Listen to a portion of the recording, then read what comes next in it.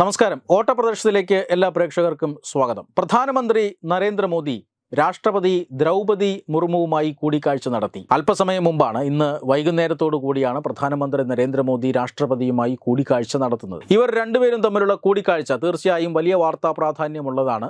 ഈ സാഹചര്യത്തിൽ എന്തിനാണ് പ്രധാനമന്ത്രിയും രാഷ്ട്രപതിയും തമ്മിൽ കൂടിക്കാഴ്ച നടത്തുന്നത്?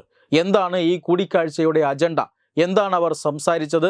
ഈ കൂടിക്കാഴ്ച നാളെ വരുത്താൻ പോകുന്ന സ്വാധീനങ്ങൾ, അല്ലെങ്കിൽ നാളെ എന്തൊക്കെ കാര്യങ്ങളാകാം ഈ കൂടിക്കാഴ്ചയുടെ പേരിൽ മാറാൻ പോകുന്നത് എന്നൊക്കെ അറിയാൻ ജനങ്ങൾ വളരെ ആകാംക്ഷയോടുകൂടി തന്നെ കാത്തിരിക്കുകയാണ്. കാരണം പ്രധാനമന്ത്രി നരേന്ദ്രമോദിയും രാഷ്ട്രപതി ദ്രൗപദി മുർമുവും തമ്മിൽ കാണുന്നു എന്ന് പറഞ്ഞാൽ, ഒരു പ്രത്യേക ആവശ്യമൊന്നുമില്ലാതെ കൂടിക്കാണുന്നു എന്ന് പറഞ്ഞാൽ തീർച്ചയായും ദില്ലി രാഷ്ട്രീയത്തിൽ ഉടൻ ചില മാറ്റങ്ങളൊക്കെ വരാൻ പോകുന്നു എന്നതിൻ്റെ സൂചന കൂടിയാണ്. എന്തിനു കണ്ടു എന്നുള്ളത് സംബന്ധിച്ച് വിവരങ്ങളൊന്നും ഇപ്പോൾ പുറത്തു വന്നിട്ടില്ല. പക്ഷേ ലഭിക്കുന്ന സൂചനകൾ അനുസരിച്ച്, അല്ലെങ്കിൽ ഇപ്പോഴത്തെ രാഷ്ട്രീയ സാഹചര്യങ്ങൾ അനുസരിച്ച് 3 വിഷയങ്ങളായിരിക്കാം ഒരുപക്ഷെ ഈ കൂടിക്കാഴ്ചയ്ക്ക് പിന്നിൽ.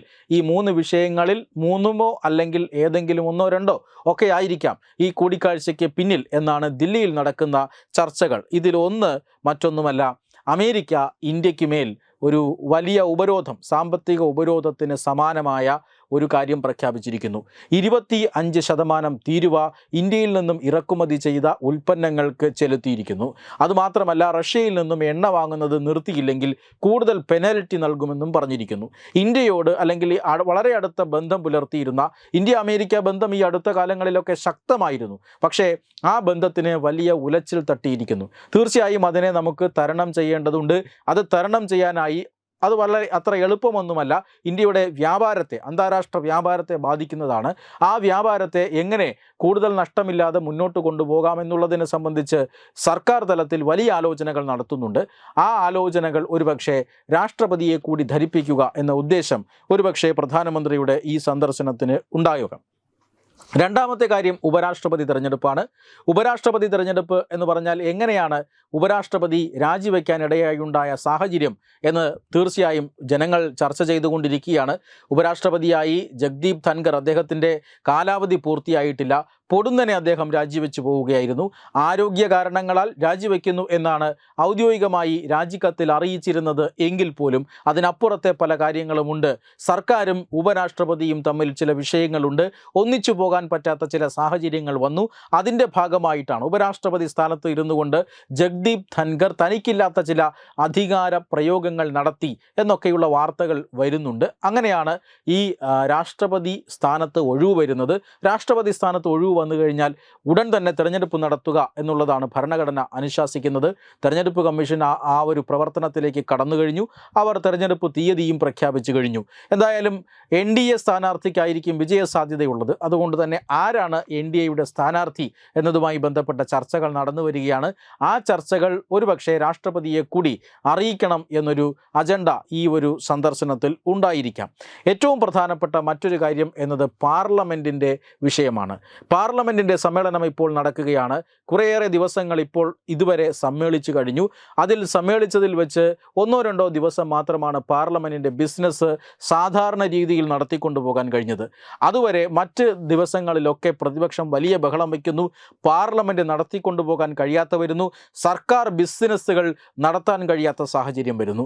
ഈ സാഹചര്യത്തിൽ സുപ്രധാനമായ ഏതെങ്കിലും ബില്ലോ മറ്റോ പെൻഡിംഗ് ഉണ്ടോ എന്നറിയില്ല. എന്തായാലും പാർലമെൻറ്റ് നടത്തിക്കൊണ്ടുപോകാൻ കഴിയാത്ത ഒരു സാഹചര്യമുണ്ട്. പ്രതിപക്ഷം പാർലമെൻറ്റ് നടത്തിക്കൊണ്ടുപോകാൻ സഹകരിക്കുന്നില്ല.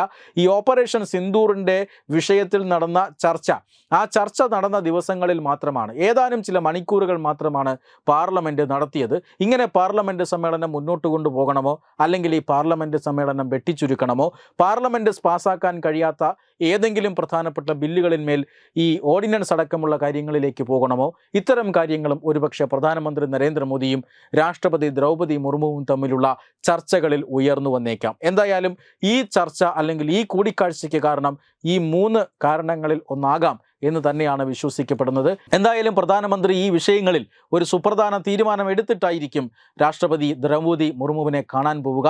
രാഷ്ട്രപതി ദ്രൗപദി മുർമുവിൻ്റെ അഭിപ്രായം കൂടി ആരാഞ്ഞ ശേഷം വരും മണിക്കൂറുകളിൽ സർക്കാർ ആ കാര്യങ്ങൾ പ്രഖ്യാപിക്കും എന്ന് തന്നെയാണ് പ്രതീക്ഷിക്കുന്നത്. വെബ് ഡെസ്ക് തത്തുമൈ ന്യൂസ്. ഭാരതത്തിലെ അതിപ്രശസ്തമായ ക്ഷേത്രങ്ങളിലേക്ക് മലയാളം ന്യൂസ് നെറ്റ്വർക്ക് സംഘടിപ്പിക്കുന്ന ആധ്യാത്മിക യാത്രകൾ. പ്രമുഖ ട്രാവൽ ഏജൻസിയായ യാത്രാനന്ദയുമായി ചേർന്ന് മലയാളം ന്യൂസ് നെറ്റ്വർക്ക് ഒരുക്കുന്ന യാത്രയിൽ ചുരുങ്ങിയ നിരക്കിൽ നിങ്ങൾക്കും പങ്കാളികളാകാം. ഭാരതത്തിലെ പ്രമുഖ ശക്തിപീഠമായ അസമിലെ കാമാഖ്യ ക്ഷേത്രത്തിലേക്കാണ് ആദ്യ യാത്ര.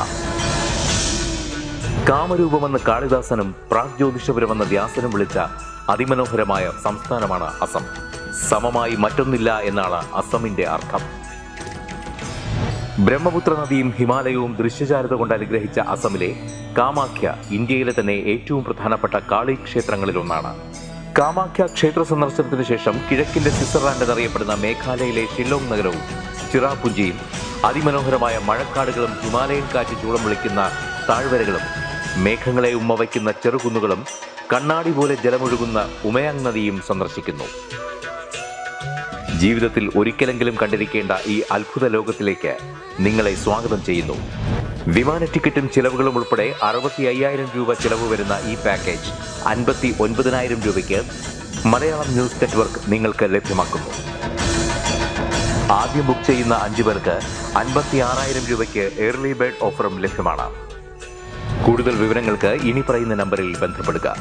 8089001200 അല്ലെങ്കിൽ 7736549234.